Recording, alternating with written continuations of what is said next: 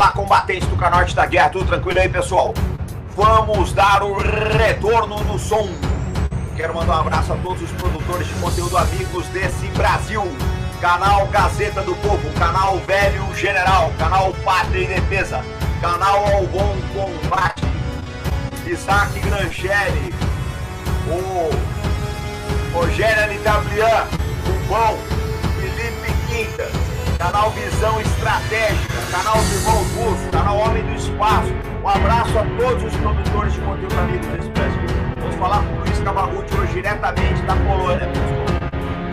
Bom domingo para todos aí. Vamos dar aquele retorno no som.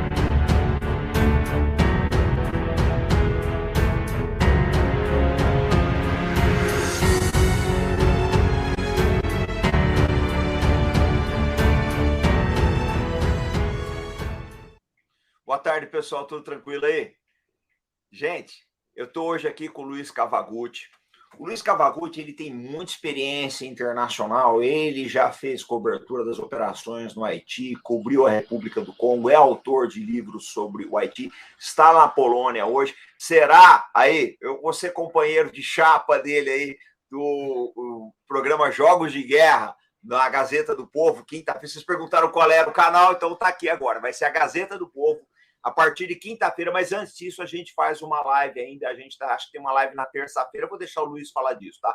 Então, o Luiz está na fronteira com a Ucrânia, está acompanhando aí o problema dos refugiados, enfim, e tudo que está acontecendo lá. Luiz, não sei se aí na Polônia acho que é boa tarde ainda, ou se já é boa noite, tá? Mas seja bem-vindo a bordo aí. Como é que você está? Tudo bem? Obrigado, comandante. Aqui é boa noite já, estamos 4 horas na frente aqui. Então caiu, mas a luz cai bem mais cedo, né? Porque ainda é inverno aqui. Então aqui já estamos, tá menos 3 graus de noite e não para de voar helicóptero aqui em cima, aqui tá uma tensão complicada aqui na fronteira da Polônia. E muito obrigado aí mais uma vez pelo convite, é sempre uma honra estar aqui no Arte da Guerra. Você já é da casa, né, Luiz? Você já é da casa, né? Não, mas é que tá, você tá no elemento, né? Porque Haiti, Congo e agora Polônia, Ucrânia, né? Você está no elemento, você é nada de braçada aí, né? Ô Luiz, eu quero saber o seguinte: como é que está essa situação dos refugiados na Polônia? Você que tem acompanhado, ele mandou um vídeo para a gente agora há pouco. Isso, eu estou andando aqui para a fronteira, com a fronteira da Polônia, para vocês terem uma ideia, aí eu estou numa cidade que se chama Wlodawia. A gente está aqui a 300 metros da fronteira com a Bielorrússia e a 30 quilômetros da fronteira com a Ucrânia. É o que eles chamam da tríplice fronteira aqui, né, da Polônia, onde a Polônia, a Bielorrússia e a Ucrânia. E eu tive ontem numa cidade que se chama Dorojhov, que é uma das 8 entradas de fronteira entre a Ucrânia e a Polônia. E estive lá acompanhando o movimento dos refugiados, e o que chamou a atenção, principalmente dessa vez, é que a gente teve lá em 2001, os senhores, os nossos telespectadores aí lembram que a Bielorrússia pegou um monte de milhares de refugiados aí de países do Oriente Médio e falou que eles podiam passar livremente pela Bielorrússia para chegar na União Europeia. E aí chega onde? Chega na Polônia. E a Polônia, aí, tradicionalmente, aí nunca foi muito afeita à imigração desse tipo pelas suas fronteiras, né? Então, elas colocaram todo o exército e a guarda de fronteira, assim, a coisa de... a cada 100 metros você tinha aí um grupo de policiais e de militares, para que esses imigrantes não passassem, né? Até há poucos dias, até 3 dias atrás, aqui quando eu cheguei, se encontrava diversas barreiras policiais a caminho da fronteira por conta dessa questão dos imigrantes. Só que nesse fim de semana a coisa mudou completamente. Um país que não era favorável à imigração virou o contrário, abriu totalmente as suas fronteiras. Hoje eles estavam anunciando aqui no noticiário, na TV, que todos os trens, os ucranianos não pagam passagem, então eles podem ir para qualquer cidade da Polônia, eles podem ir para qualquer país que tenha ligação com o trem pela Polônia. O governo criou abrigos e a guarda de fronteira, que é a Stras, que eles chamam aqui, eles estão facilitando a entrada desses refugiados aí. Calcula-se que estão entrando mais ou menos 50 mil refugiados por dia na fronteira da Polônia. Ô Luiz, mas não é estranha essa mudança de postura do governo polonês aí? Tá causando espécie aqui no Brasil, esse tipo de. Porque eu lembro quando o pessoal da Belarus fazia uma certa pressão para os imigrantes irem para a Polônia, havia muita resistência do lado de lá. Aí, de repente, isso muda, é bem suspeito, bem complicado, né? O que eu entendo é o seguinte: aqui basta você ficar 5 minutos na Polônia para você entender qual que foi a herança da Segunda Guerra. Eles, resumindo muito e sendo superficial, peço desculpas pela superficialidade, mas eles perdoaram os alemães, mas eles não perdoaram os russos. O negócio ainda é feio com Moscou, assim, não tem conversa. E além disso, tem muitos... os poloneses, eles têm raízes culturais muito ligadas com os ucranianos. Por exemplo, a cidade de Lvov, que é uma das principais cidades do oeste da Ucrânia, que é para onde foram todas as representações diplomáticas agora durante a crise, ela era uma cidade polonesa há algumas décadas atrás. Mas essa fronteira ela vai sempre mudando, porque a Polônia é invadida, depois consegue retomar território, então essa fronteira vai sempre se alterando. Então, Lvov era uma cidade polonesa e agora é uma cidade ucraniana. Então, todo mundo, por exemplo, aqui que mora na fronteira, conhece pessoas que moram do lado ucraniano. Assim, o WhatsApp do pessoal aqui não para, inclusive falando pedidos assim, pô, se vocês tiverem capacete, colete à prova de balas, equipamentos, passa para a gente. Aí o pessoal da Ucrânia vai na fronteira e as forças de segurança aqui, meio que na amizade, pegam e passam para ele colete, capacete, bota, para armar, principalmente as milícias ucranianas, que é a defesa territorial, que eles falam. Então, para resumir aí a resposta, eu acho que os laços culturais e o fato da Polônia ser inimiga inimiga não, mas não ter boas relações com a Rússia, isso faz com que o problema dos refugiados é dos ucranianos? Não, eles são nossos amigos. Então, abriu completamente a fronteira, você tem uma política que virou aí 180 graus. Agora eles estão fazendo, quando você chega, o imigrante sai da fronteira, ele pegou pelo menos aí 15 horas de fila para passar a fronteira, ele pegou, as temperaturas estão baixíssimas aqui, hoje nevou pela manhã, e eles, quando logo que chegam, tem uma turma de poloneses assim com sopa, com pão, com comida, que esse pessoal chega exausto e faminto, né? E então a própria população local, a própria comunidade se mobilizou para ajudá-los sem ninguém pedir. Então eu acho que esse movimento do governo é uma coisa bastante natural nesse sentido, assim, de vamos apoiar a Ucrânia, que é o pessoal que está do nosso lado, e eles estão contra a Rússia. Eu acho que é mais ou menos essa a explicação para essa mudança aí repentina de política. Ô Luiz, mas é aí que tá. Eu quero saber o seguinte: esses refugiados, pelo que você sentiu, você está no calor dos acontecimentos, está no olho do furacão, né? Essa aqui é a verdade, como sempre, né? Mas as suas análises são bacanas por isso, é a experiência que você tem, né? Agora, eu quero saber o seguinte: o que você sentiu da intenção desses refugiados? Eles querem ficar na Polônia, pensam que a guerra vai acabar logo e vão voltar para a Ucrânia, ou eles querem ir para outros países da Europa? Como é que é isso? Porque a gente sabe dos casos aí, por exemplo, o cara que vem do Oriente Médio, ele quer chegar na Alemanha, né? Ou na Suécia, ou na Inglaterra. Mas e essa turma, o que eles estão pensando? O que você sentiu aí? Eu senti muito medo. Tá todo mundo com medo. É aquela coisa que o pessoal chega, eu falei com uma mulher que ela estava dizendo o seguinte: olha, eu moro numa vila perto de uma cidade aqui do oeste da Ucrânia, e eu ouvia as sirenes de ataque aéreo e, puxa, eu levei 5 minutos para empacotar alguma coisa, peguei as crianças e saí correndo. A gente veio para a fronteira. Aí pegou ônibus, caminhou e conseguiu passar pela fronteira. Então, a coisa mais ou menos assim, eu acho que as pessoas deixaram tudo que elas tinham para trás, estão vindo com pequenas malas. Eu acho que a intenção não é imigrar, eu acho que a intenção é fugir do combate mesmo. Você vê, é uma situação super triste, porque são milhares e milhares de pessoas que não querem ser bombardeadas. Eles não imaginavam. A Ucrânia está em guerra com a região separatista lá de Donbás desde 2014, mas esse pessoal não imaginou que haveriam ataques massivos, que seria uma guerra total. Então, aqui perto da fronteira, está tendo ataques aéreos a mais ou menos 100 quilômetros da onde eu estou. Eu não estou muito perto do cenário de combate nesse momento. Mas essas pessoas que estão chegando aqui são dessas regiões, a mais ou menos 100, 200 quilômetros aqui da fronteira polonesa. E você tem uma outra rota de fuga que é a Romênia e a outra que é a Moldova também, mas a grande parte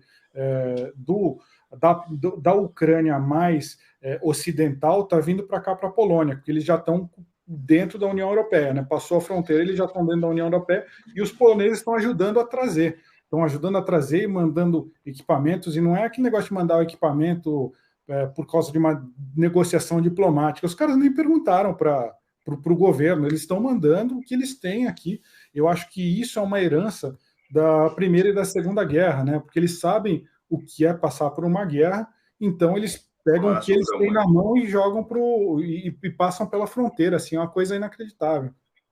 Eu vi um relato uma vez que Varsóvia e Manila, nas Filipinas, foram duas das cidades, das capitais, né, que mais sofreram com a Segunda Guerra Mundial. Varsóvia, invadida em 1939, depois levante do gueto de Varsóvia em 1943, levante do exército polonês de 1944, depois a batalha dos russos contra os alemães, enfim, eles sofreram bastante.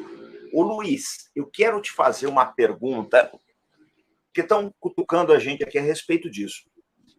Esses refugiados, é mais mulheres e crianças ou tem cidadão do sexo masculino? Como é que está isso daí? Essa é a coisa, essa é a controvérsia.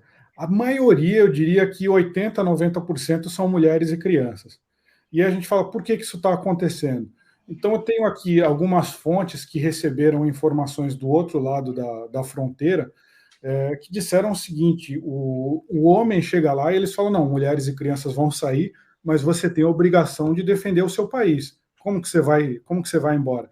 Eu não sei, eu não presenciei esse tipo de coisa, mas eu imagino que o tom não seja muito amigável, não é, você tem essa responsabilidade. Tanto que famílias estão se separando ali na fronteira e os homens voltam e as mulheres e crianças passam aqui para a Polônia. Então, não acho que é uma coisa simples, eu acho que é uma coisa controversa que está acontecendo ali na fronteira, porque, enfim, mas eles estão. Isso é reflexo da política do Volodymyr Zelensky, que é o presidente da Ucrânia, que está distribuindo armas para a população, que está formando milícias. Por quê? Porque ele sabe que ele está totalmente com um número de combatentes muito menor que o da Rússia.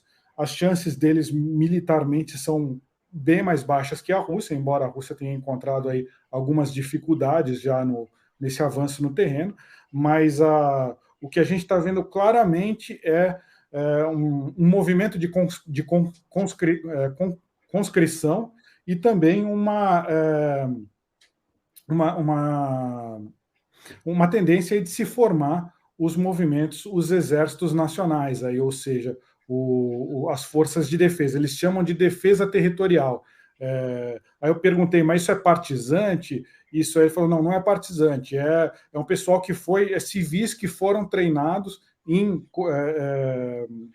ações militares, mas eles não são reservistas, eles não são partizantes. Eles chamam de defesa nacional. É isso que está acontecendo aqui.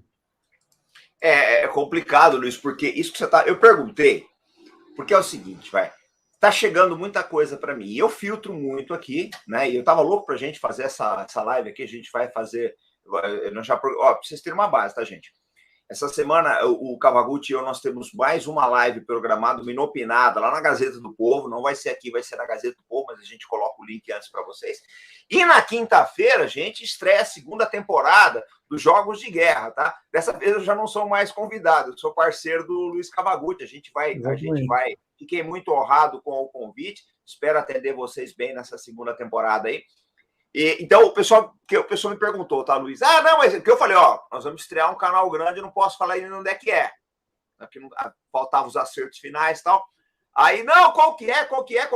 Então, para quem não sabe, quinta-feira, 21 horas, vê se eu estou falando bobagem. Horário de Brasília. Vai ser 19, comandante. 19 horas na quinta-feira. Eles falaram que é um jogos de guerra. Mais nobre. Jogos de guerra. Jogos de guerra, quinta-feira, 19 horas, horário de Brasília. A gente vai estar no programa Jogos de Guerra. Está estreando lá. Então, é bom você me falar, porque eu já estava me programando para 21 horas. Então, eu já vou corrigir na agenda lá e vou colocar. Então, pessoal, o que a gente vai fazer? Vai ter os Jogos de Guerra e, na sequência, tem a live do canal. Então, você já pode deixar reservado na agenda aí. Quinta-feira, estreia da segunda temporada do programa Jogos de Guerra com o Luiz Cavagutti. E a gente vai estar lá. Né? Provavelmente vamos estar debatendo a crise da Ucrânia ainda. A gente não sabe como é que isso vai evoluir. Mas eu falo tudo isso porque o que está acontecendo é o seguinte. Lógico, hoje em dia o mundo é um só, né? O que acontece no Brasil você tem condição de saber imediatamente via celular. Mas a quantidade de desinformação que está graçando no Brasil é impressionante. É impressionante a guerra midiática que está se passando aqui. Por isso que eu te perguntei isso. Porque eu já tinha ouvido falar que os homens em idade militar não estavam podendo sair da Ucrânia. Eu tinha ouvido falar isso. Mas eu falei, eu não vou falar nada enquanto eu não fazer essa entrevista com o Luiz, porque você, primeiro, você está aí no local, segundo, você tem experiência de cobertura de guerra, você sabe que se mente muito nessa coisa toda. Por isso que eu quis te perguntar isso aí. Agora, eu quero te fazer uma... Fala, não pode falar. Eu queria primeiro aí dizer que a honra é toda minha aí, por a gente dividir a apresentação lá dos Jogos de Guerra também, e queria agradecer muito, porque afinal esse daqui é o melhor canal que tem, né? O Arte da Guerra. Eu agradeço muito aí a presença do senhor. Fico feliz. A gente tenta fazer assim a cobertura mais isenta possível, para mostrar para as pessoas o que acontece no mundo, né? Essa sobre a questão dos homens em idade militar, eu não consegui ainda ver do lado de lá. Eu talvez ainda eu estou tentando aí cruzar a fronteira para ficar pelo menos do lado ucraniano, para ver exatamente, para investigar se é isso que está acontecendo ou não. Mas a gente teve informações aí que vieram de fontes dentro da imigração ucraniana, do serviço de fronteira aí ucraniano. Então, por isso que eu acho que tem uma grande chance dessa informação aí ser verdadeira, viu? Aqui o pessoal da fronteira aqui da Polônia, eles têm muita comunicação, tanto que eu falei aí que eles estão pegando equipamentos, a polícia, os bombeiros, eles pegam equipamento, armas eu não tive notícia ainda, mas equipamentos de segurança, botas, coletes à prova de balas, capacetes, aqueles instrumentos pesados de bombeiro para primeiros socorros, serra, esse tipo de coisa, está tudo indo para o lado de lá, meio que por baixo do pano, assim. Então, essa troca de informações entre Ucrânia e Polônia, entre essas autoridades de fronteira, é muito grande. Então, para eles falarem, para os ucranianos falarem isso para eles, é porque eu acho que deve estar acontecendo mesmo. Não duvido, não. Eu preferi segurar a informação, tá, Luiz? Eu nem coloquei no... Eu fiz não sei se você notou, ó, aquele vídeo teu, eu dei a condensada para caber num shorts, que o shorts era o máximo minuto. Então, cortei só a introduçãozinha, mas ficou perfeito. O vídeo ficou perfeito, o pessoal entendeu bem, tá? O vídeo está sendo sucesso aí. Mas, pessoal, a gente tem que tomar muito cuidado com o que acontece nessa situação toda. Porque, por exemplo, as informações do Luiz, lá eu confio, ele está no local e é profissional. Agora, você pega a informação de uma rede aí que o pessoal não está no local, tem um comprometimento, tem uma agenda que tem que falar isso. Aí fica complicado. O Luiz, ele já tem anos de carreira, já tem livros escritos. A coisa mais difícil do profissional de comunicação, gente, pelo menos o profissional que se preza, é manter a coerência, manter a credibilidade. Isso a gente toma... Às vezes o pessoal fala, tem a tendência disso, tendência daquilo. Uma leve tendência sempre existe, porque são paixões naturais do ser humano. Mas a gente procura mostrar para vocês os fatos de forma muito isenta. Eu não acredito, me mandam vídeos toda hora, que o carro de combate fez isso, fez aquilo, não acredito em nada disso, cara. Eu acho que a única verdade que eu vi dessa guerra até agora, Luiz, são os refugiados. Foi a única verdade, que você está me falando isso, eu vi as fotos, eu tenho visto o vídeo, você mandou o vídeo de lá. A grande verdade, a grande tragédia dessa guerra são os refugiados. É uma tragédia enorme.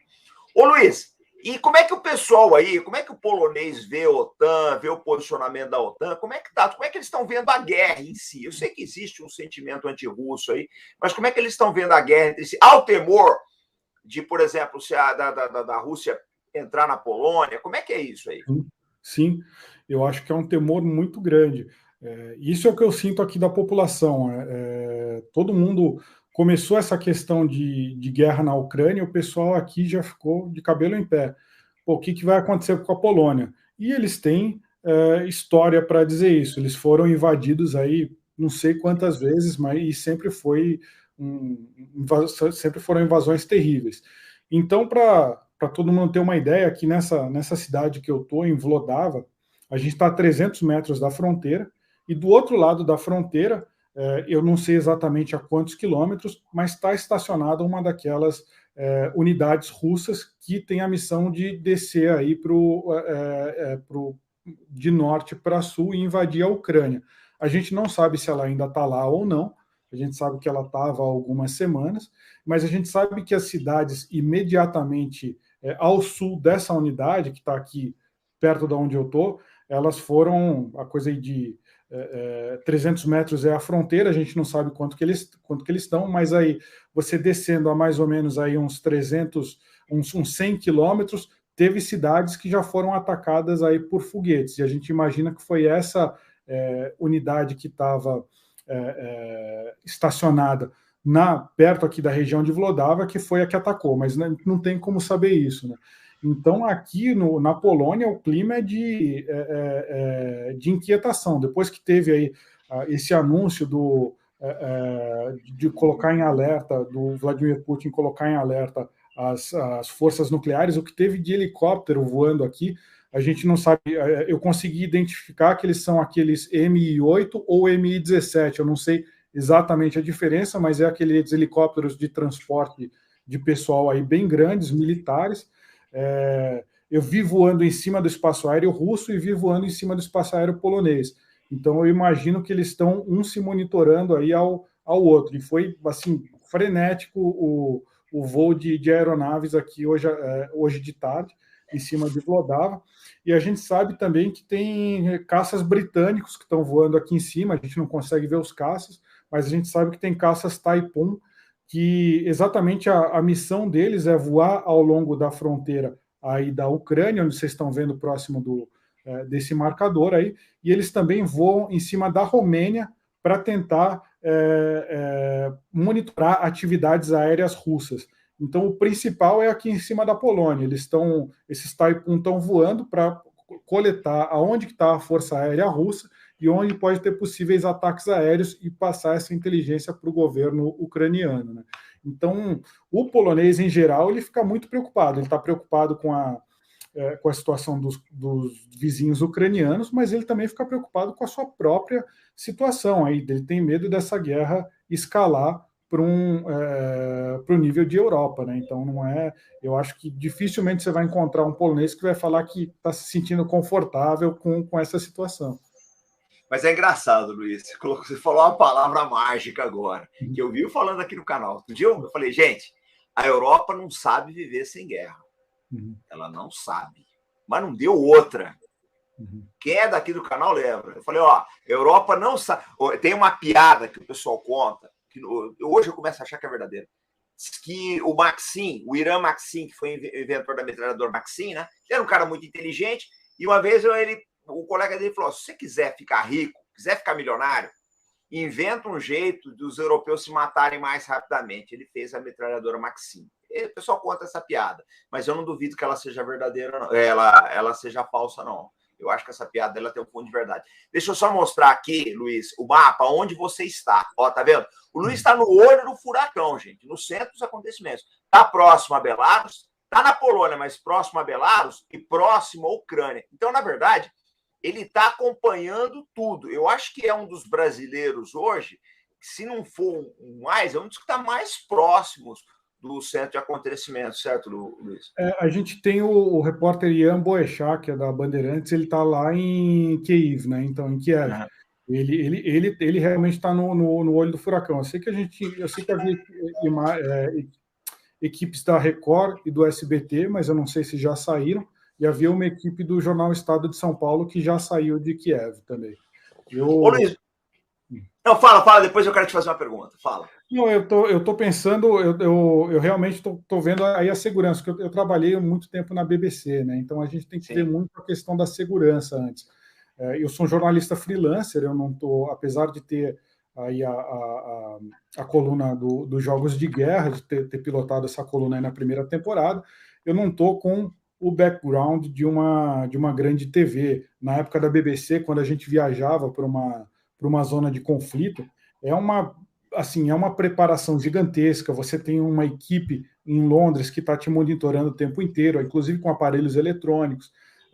Você tem uma equipe que, por exemplo, se você é vítima de um sequestro, eles vão te negociar, mas não que seja o caso aqui da Ucrânia, mas você tem um background muito grande. Então, não é simplesmente correr para a capital. Assim, a gente tem que ter responsabilidade para saber até onde que a gente pode ir com segurança, porque afinal a gente não é combatente, jornalista não é combatente, não tem que ir, e principalmente não tem que virar vítima também.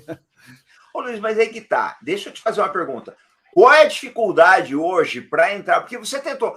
Qual foi o périplo que você fez? Você foi para o Catar primeiro, antes de entrar na Polônia. Como é que foi? Conta aí pra gente. Eu tive um azar que foi o seguinte: quando a gente estava conversando na semana passada, estava até conversando com o Coronel Paulo Filho, ele falou: putz, eu acho que vai estourar. Aí eu falei: pô, vou começar a comprar passagem. Aí só tinha 2 voos ainda que estavam operando para a Ucrânia, e eram 2 voos da Qatar. Então eu peguei o voo de terça-feira para embarcar para ir para Doha, e na quarta-feira na quarta-feira de manhã embarcaria para Kiev. Só que quarta-feira de manhã, antes do meu voo sair de Doha para Kiev, começou a invasão.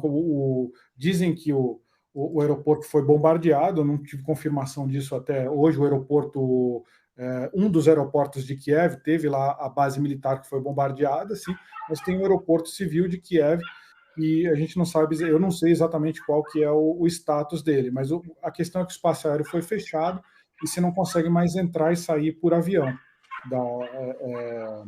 da Ucrânia.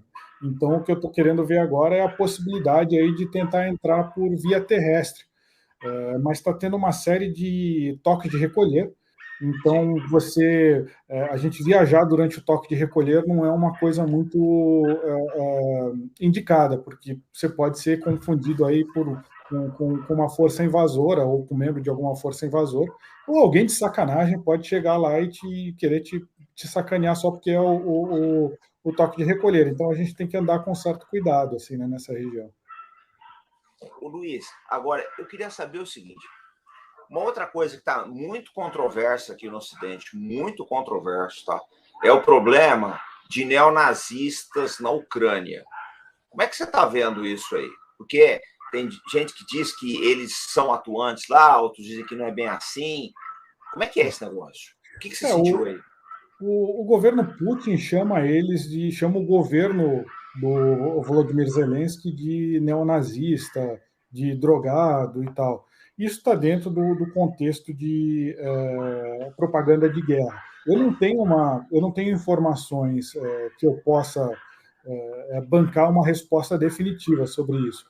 Se eles tiveram atitudes, é possível que tenham tomado alguma atitude que seja interpretada dessa forma. A gente tem um grande índice de corrupção dentro do governo ucraniano, mas assim, não vi nada, pelo menos que tenha chegado a mim, de objetivo que mostre isso.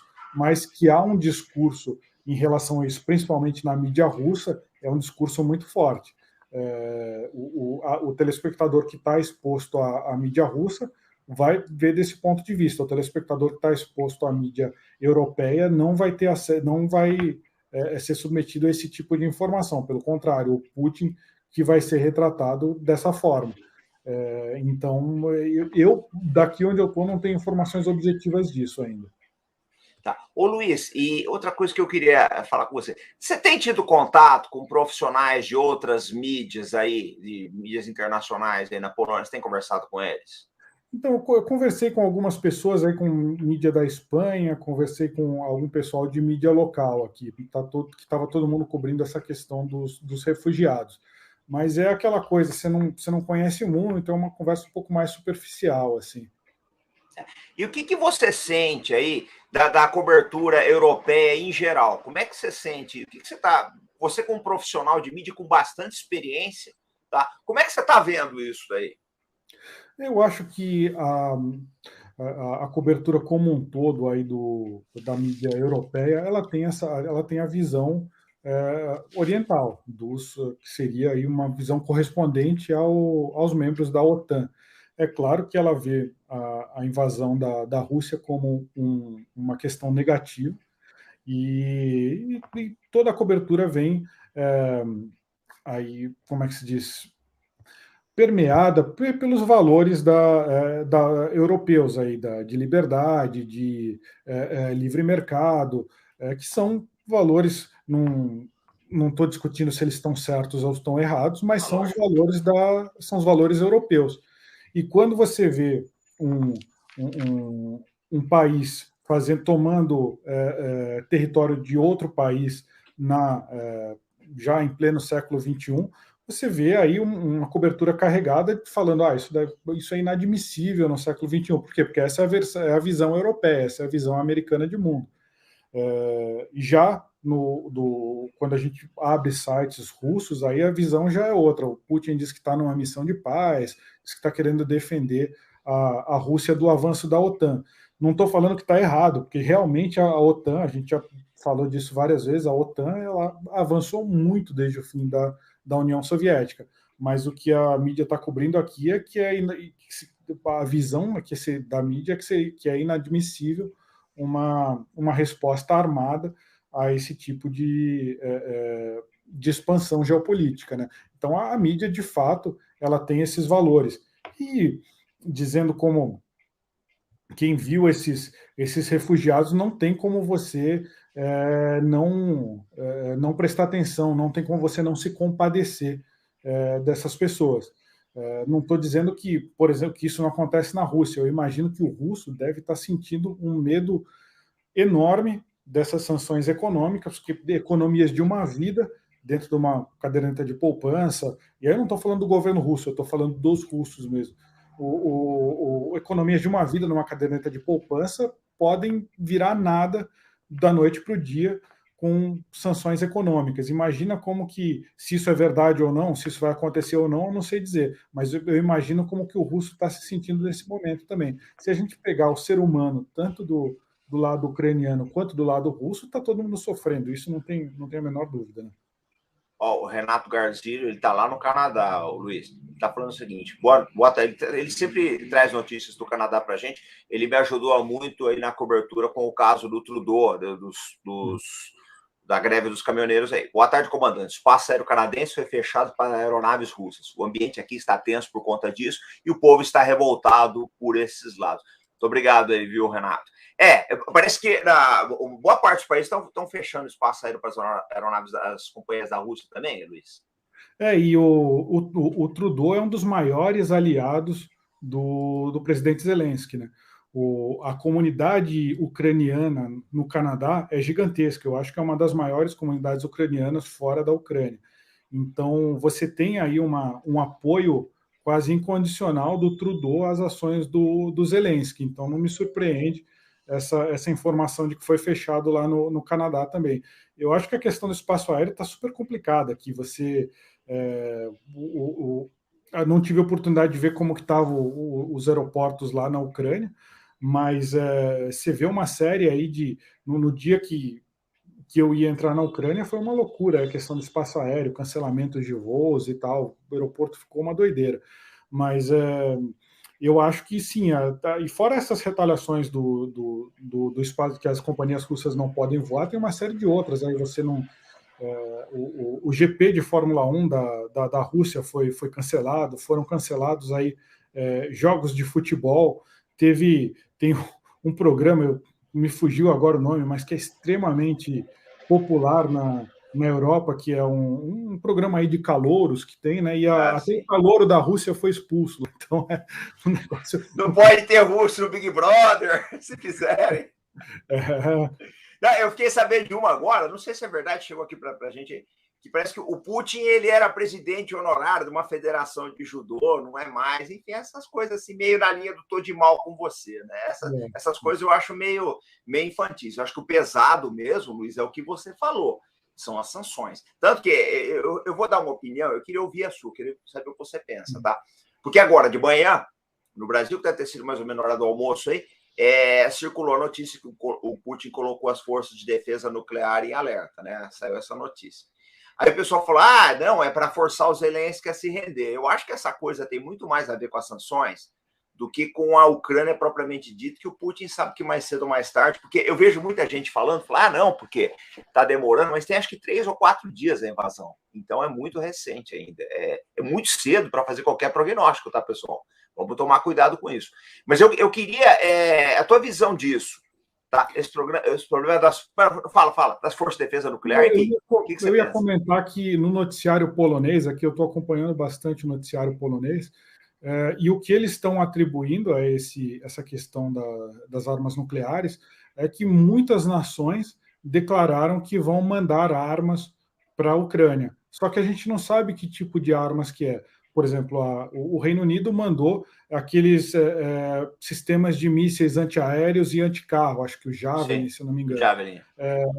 E a Alemanha falou que vai começar a mandar armas letais, mas a gente não sabe se eles estão falando de fuzil, de Javelin. Eu acho que isso não incomoda os russos.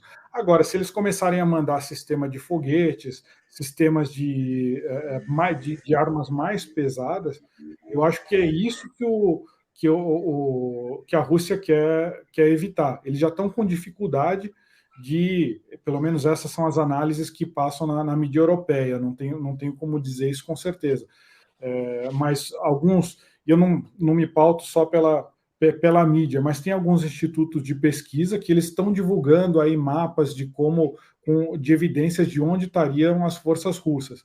Então não está sendo um avanço avassalador, como a gente viu, por exemplo, no início da Segunda Guerra. Está sendo um avanço um pouco mais devagar.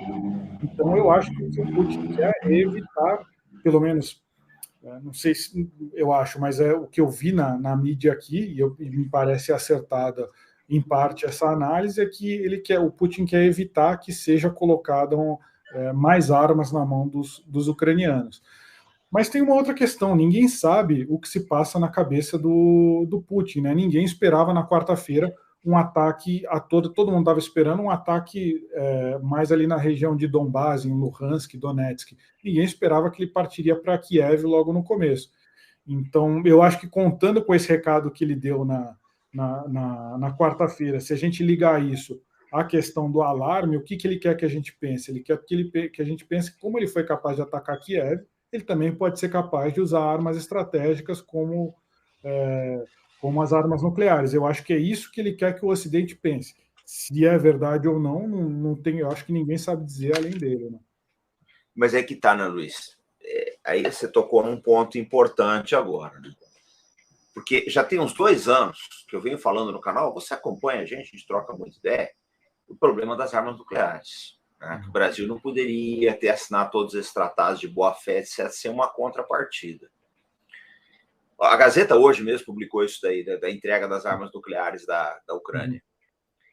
Mas eu penso assim, no final das contas, todas as guerras modernas, todas, em que as grandes potências foram envolvidas, a questão nuclear ela foi colocada em cima da mesa. Nunca foi usada, mas ela... Em 1954, de Dien Bien Phu, na França, os franceses pediram 3 bombas nucleares para os americanos para jogar em cima do Vietnã. Na Guerra do Vietnã, na Guerra da Coreia, o MacArthur pediu armas nucleares para o Truman. Foi demitido, mas pediu. Na Guerra do Vietnã, se aventou o uso de armas nucleares, tá? Mas, pessoal, não é o caso. Na Guerra de Yom Kippur, a Golda Meir chegou a levantar a possibilidade, ela ameaçou o Kissinger com isso, se os sírios continuassem avançando no Golã e os egípcios no Sinai. Há quem diga que os americanos deflagraram a Operação Nickel Grass, né, que é o fornecimento de armas para os israelenses por causa da ameaça nuclear. Então, gente, não adianta a gente tapar o sol com a peneira. O elefante nuclear, ele está dentro da sala. Quem tem armas nucleares fala mais alto. Essa história, o que o Luiz está falando, faz bastante sentido, porque ninguém esperava a invasão do Putin, ele fez. Eu esperava que, no máximo, houvesse um ataque capacidade estratégica do exército ucraniano. Ele foi além disso. Essas sanções todas, essa coisa toda contra a Rússia aí, olha, gente, é preocupante. Acredito que você que está no furacão aí, Luiz, que o pessoal deva sentir um pouco isso, né? Eu acho que é por aí. Eu acho que eu acho que a visão geral que o Putin causou com o ataque de quarta-feira é que ele não tem limites. Isso, eu percebi exatamente isso. Ele não tem Então, limites. não existe, sabe aquela história, vamos fazer um círculo de giz em volta da gente e não vamos sair dali. O Putin não tem isso, ele vai usar todos os meios necessários. Ele está usando, como que, se a gente pensar qual foi a estratégia que ele fez para começar a tomar Kiev. Ele saiu bombardeando, ele lançou paraquedistas em cima da base aérea mais próxima de Kiev e está tentando fazer uma cabeça de ponte. A gente acredita que ele já tenha conseguido ligar a força principal dele, o comboio principal. Fez a junção, você quer dizer? A gente acredita que ele já fez a junção, e é uma operação militar clássica, e não é o tipo de operação que é desenhada para evitar baixas, muito pelo contrário, né? Ele está querendo tomar território e não está preocupado do que vai, se vai ter baixa, se não vai ter baixa. Então, acho que com arma nuclear é diferente, ele não seria, assim, não dá para saber, mas que existe aí. Se eu fizesse essa pergunta aí há uma semana atrás, eu acho que qualquer analista falaria não, ele nunca vai usar armas nucleares. Mas depois do que aconteceu na quarta-feira, todo mundo vai ficar pelo menos pensando no que pode acontecer, né? Luiz, eu vou te ser sincero. Uma das coisas que eu gosto em você é que você não parte para a previsão, você parte para as tendências, que é realmente o correto da análise militar, né? É tendência. É aquela história, gente. É o que o Luiz... Eu estava pensando nisso agora antes de vir para cá, né? Você falar, o Putin não vai usar armas nucleares, mas ele tem. Ele tem as armas. Uhum. Ele tem. Se ele quiser usar, ninguém impede. É muito difícil, porque também... Fala, pode falar. Eu ia comentar uma brincadeira que a gente faz, eu peço desculpas, não é um tom de brincar com essa história, mas é uma metáfora ou uma história. O sujeito pergunta pro outro que tem um cachorro, fala, o seu cachorro morde? Aí ele fala assim, ele tem dente. Ele tem dente, ele pode morder. Não, mas é uma boa metáfora. Ele tem dente. Gente, vamos dar o like, vamos ajudar o canal e vamos dar o like, tá? Essa é uma live de alto nível. O Luiz está no centro dos acontecimentos. Não é uma tarefa fácil, é uma tarefa que envolve riscos. Essa é que é a verdade. Envolve riscos. Tá? Vocês falam, mas ele está na Polônia, meu amigo. Nada ele impede alguém de errar uma conteira de tiro aí de artilharia e cair granada lá. Nada impede um míssil aí de ser mal programado e cair ali. É risco. Campo de batalha, pessoal, eu lembro sempre uma história. Tinha um fotógrafo maravilhoso, Robert Capa. Ele cobriu a Normandia, cobriu uma série O Capa era uma figura lendária no fotojornalismo. Né? E ele morreu na Guerra da Indochina, pisou numa mina e acabou morrendo lá. O Zé Hamilton Ribeiro, do Globo Rural, você conhece esse caso, pisou numa mina na Guerra do Vietnã. Então, existe o perigo. Tá? Essas informações que o Luiz Cavagutti está trazendo para nós aqui, tá? Porte da Guerra, o Gazeta do Povo, são importantes, pessoal, porque vocês assim, aqui não tem sensacionalismo, não tem vídeo com míssil maravilhoso, não tem aquelas montagens que o pessoal faz de nada disso. Aqui é a pura realidade dos fatos. E a realidade hoje mais pungente, mais tocante, é isso que ele está mostrando, são os refugiados. Isso não tem como enganar, gente. As filas de refugiados você não consegue disfarçar. Tá? Agora, Luiz, com relação à população da Polônia, quando chegou essa notícia aí da prontidão das forças nucleares de defesa nuclear do Putin, você sentiu alguma reação aí? Olha, eu posso dizer que a Polônia está ligada no que está acontecendo nessa guerra ao vivo. Nem todos os canais poloneses estão transmitindo notícias 24 horas por dia. Não tem mais entretenimento, é só notícia da guerra o tempo inteiro. E quando veio isso, foi pelo menos a cobertura polonesa aqui do país, o pessoal fica inquieto. Não há um clima de pânico, não é nada comparável ao que está acontecendo dentro da Ucrânia. É um clima de inquietação, eu diria, mas não tem um clima de o Putin vai vir para cá. Isso daqui não dá para perceber, não tem. Mas o pessoal tem história, já aconteceu problemas antes, e eles ficam apreensivos, porque eles sabem, eu acho que diferente da noção que o brasileiro tem de que porque o Brasil ele tá, a gente está longe de todo mundo. Sim. Não é a nossa praia é, essa. A gente não vai ficar preocupado com uma guerra porque dificilmente ela vai bater na nossa porta. Só que o europeu não, já bateu várias vezes na porta dele. Então eu acho que ele vê essa questão de um jeito diferente. E ele é muito mais cauteloso do que a gente brasileiro. Isso eu sinto, porque eu acho que o brasileiro ele vai rápido tomando partido de uma parte ou de outra. Ah, não, eu gosto do Zelensky, eu gosto do Putin e tal. Mas não é bem assim. Numa guerra todo mundo perde, numa guerra sempre tem mortes, numa guerra sempre tem um passivo aí que não tem como você explicar, não tem como você justificar. Então, seria responsabilidade dizer que eles não estão preocupados com o que pode acontecer no futuro. Eles não veem um ataque iminente à Polônia, mas a tensão toda está no ar. Ô Luiz, agora a questão que é o fulcro dessa história toda, né? Que é a Ucrânia ingressar na OTAN, que é a origem da celeuma toda. Né? Como é que isso está sendo abordado na Europa? Porque eu acho o seguinte, com a questão do Luhansk, do Donetsk, da Crimeia, dificilmente a OTAN já ia comprar essa briga, né? Mas como é que está isso aí? Como é que o pessoal está vendo? O que circula aí de notícia e como é que você vê isso? Eu não vejo aqui muita análise desse tipo que a gente costuma fazer aqui no canal de cenários, por exemplo. A gente não vê isso na grande mídia. Eles estão vendo aí na prática aí os problemas dos refugiados e eles estão muito em cima do declaratório.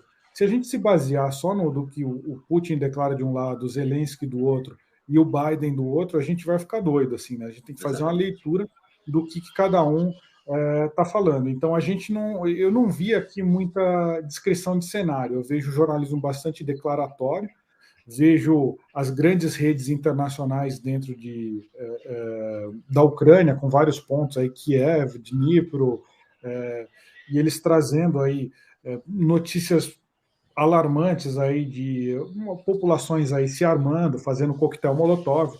E a gente vê, eu vi uma reportagem da Sarah Rainsford, que é a repórter da BBC, eu conheço ela pessoalmente, é uma grande repórter, e ela estava numa praça em Dnipro, onde a população estava, mulheres e crianças, fazendo coquetéis Molotov.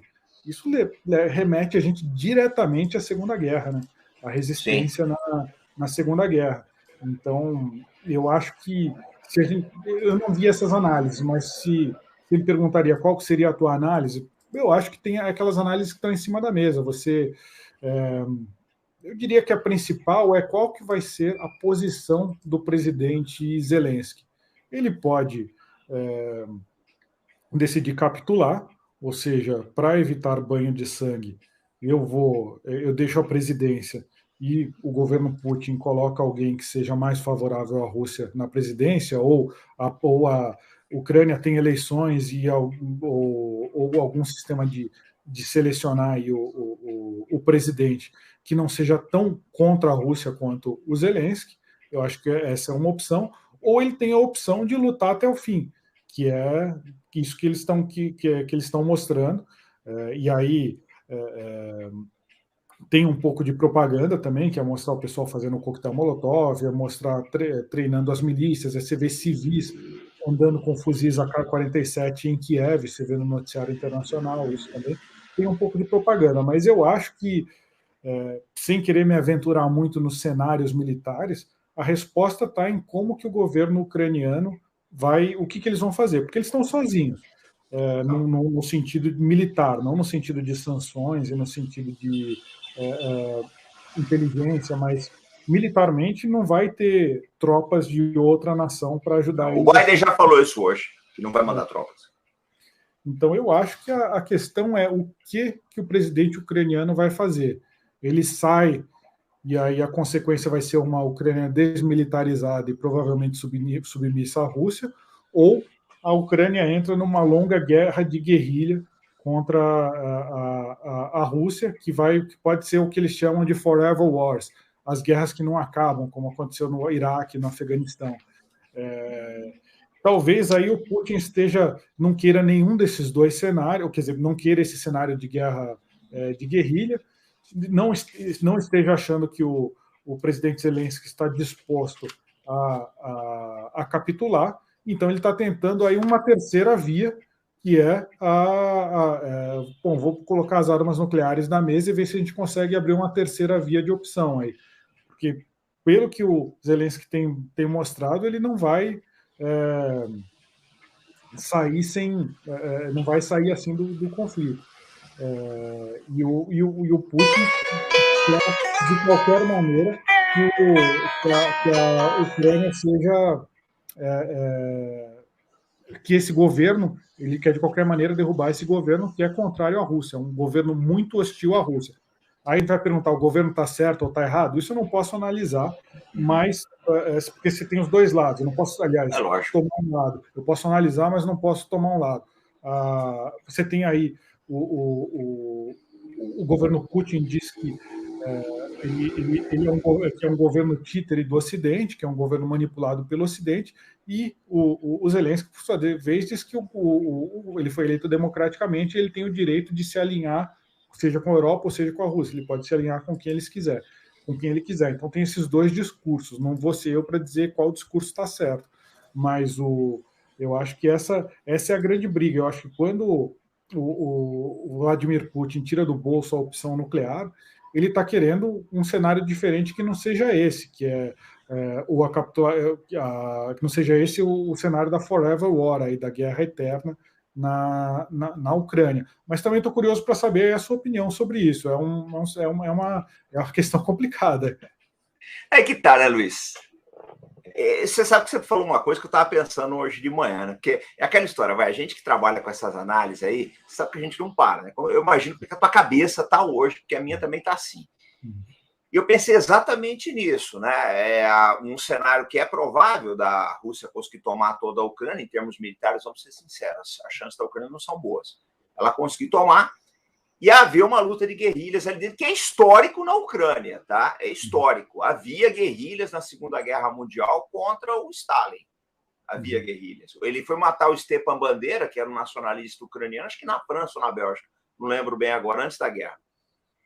Mas, se você for treinar esses rebeldes e for treiná-los, fazer campos de forças especiais para treinar esse pessoal na Polônia ou na Romênia, país que fazem fronteira, certamente vai haver uma retaliação de Moscou. Eu duvido que esses países vão aceitar isso. Só para vocês terem uma base, ontem o FSB ele desarticulou uma célula, acho que do Estado Islâmico em Kaluga, tá?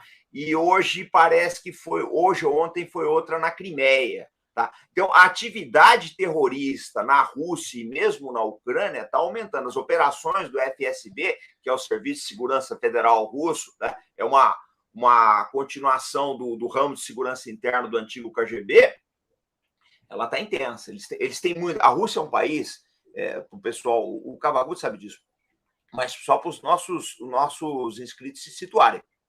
A Rússia é um país que tem uma preocupação enorme com o terrorismo.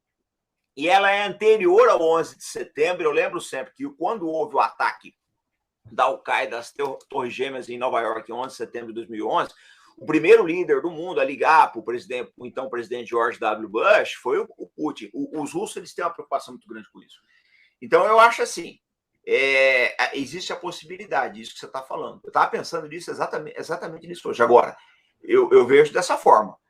Os países vizinhos, se eles forem fornecer apoios de campos, de treinamento, de forças especiais para essas unidades, eles vão ter problema com a Rússia, gente. A Rússia não vai querer a semelhança de Israel ter um Hezbollah, um santuário do Hezbollah nas suas fronteiras. Eu não acho que eles vão partir para esse cenário. Agora, é aquilo também, vai. Uma das cartadas principais, que eu acho que é uma coisa muito maior. Vocês estão olhando, o pessoal está olhando, Luiz, só para a invasão da Ucrânia. Eu estou olhando duas coisas que são duas bombas, né? Uma, sanções, a gente não sabe como é que isso vai impactar a Rússia. E outra, essa prontidão nuclear que teve hoje ainda. É o que você falou, ele aumentou o dial, né? Com certeza. Com certeza. Eu acho que a abordagem da OTAN fica... É diferente, né? Você tem aí o Biden já prometendo reforçar as posições da OTAN na fronteira oriental aí com a Rússia, né? Eu acho que é isso que preocupa o Putin. Não acho que ele vê como um problema.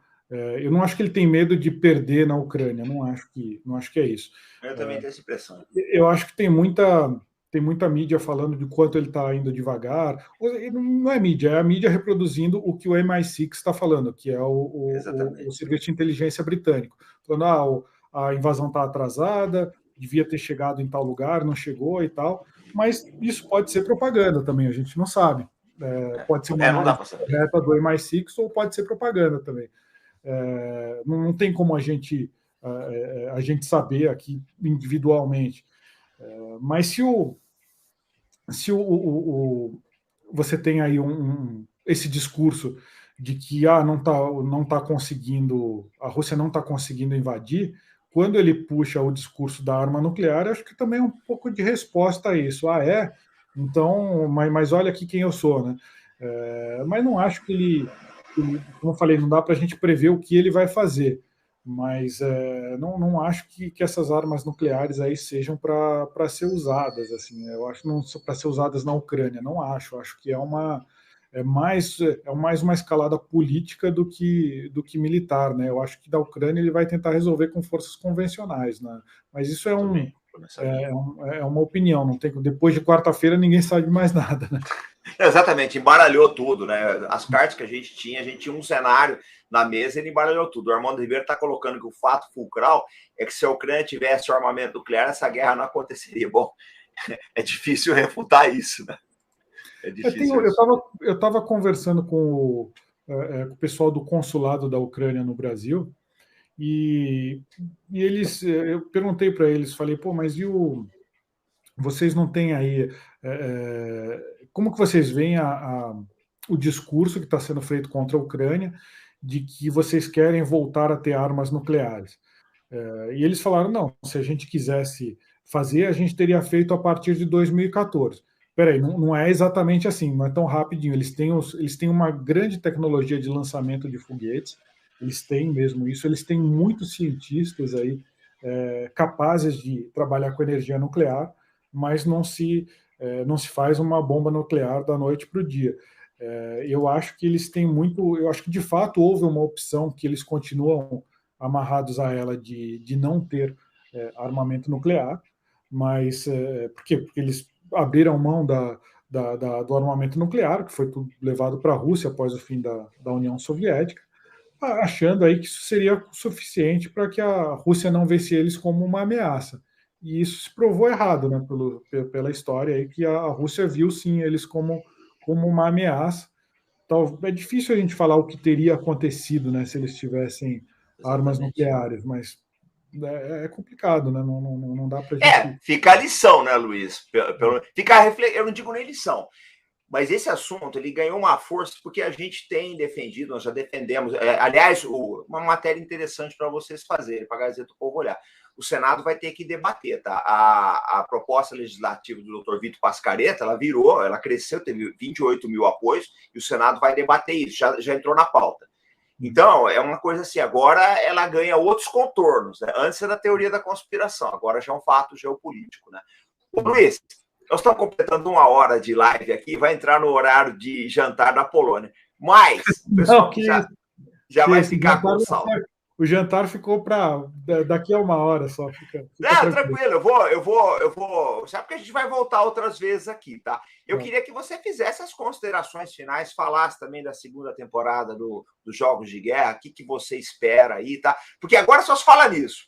Eu mantive a turma em suspense, falei, não vou falar, e hoje rasgamos o verbo. Então, eu queria que você falasse um pouquinho, tá? De como é que vai ser a segunda temporada no programa, porque até eu tô ansioso também, né? Porque eu vou de entrevistado para entrevistador ali, aí muda um pouco o cenário.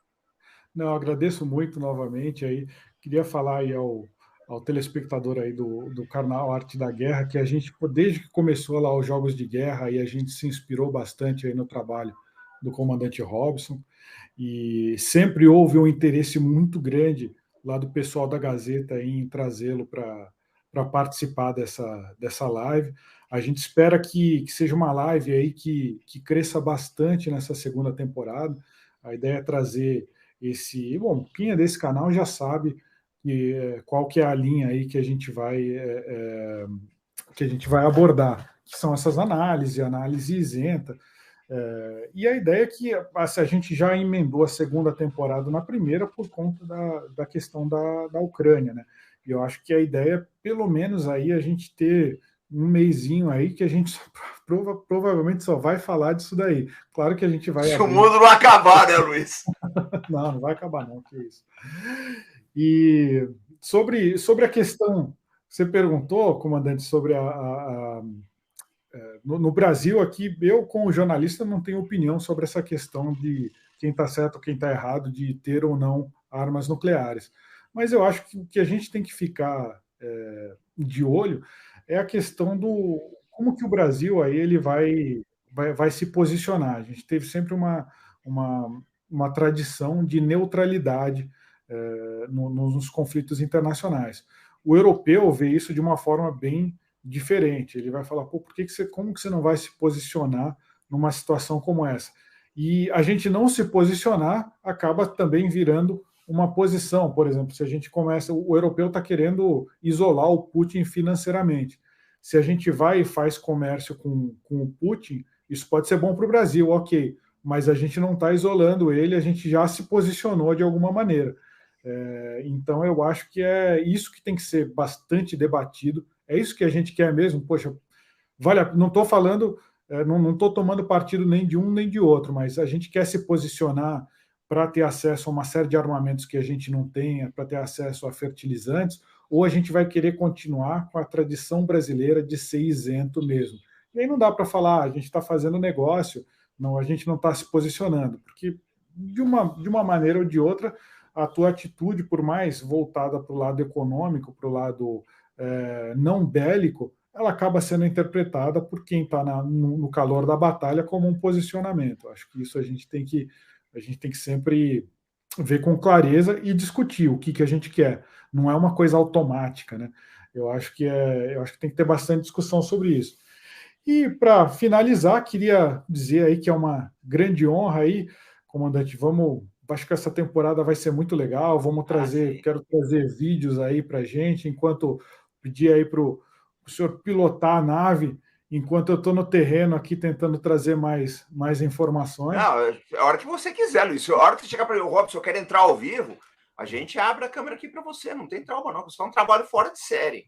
Não, tá? Beleza, fora agradeço de série. Muito. Deixa eu aproveitar e mostrar teu livro aqui. Espera aí. Para o pessoal.